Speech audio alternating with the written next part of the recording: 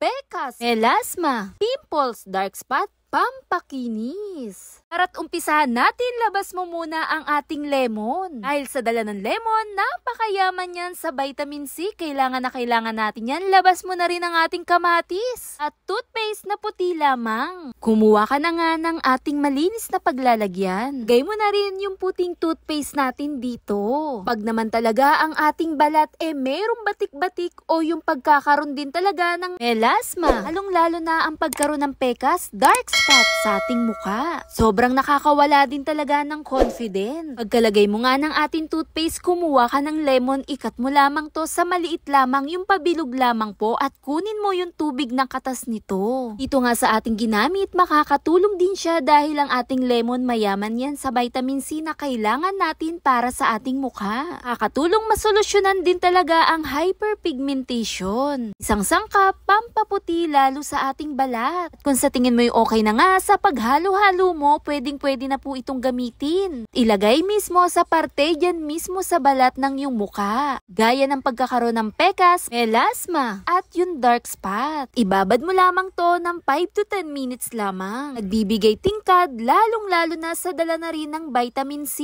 Dahil sa paggamit nito, makakatulong magpusyaw mismo sa iyong balat. Lisin mismo yung pinakamadilim o batik-batik na dala na rin ng acne scar, pimples, at yung hyperpigmentation, melasma, at yung pekas. Pwedeng-pwedeng gamitin pang treatment mo na rin po. Pagkatapos nga nito, kumuha ka ulit ng malinis nating paglalagyan, maglagay ko ulit ng puting toothpaste po dito.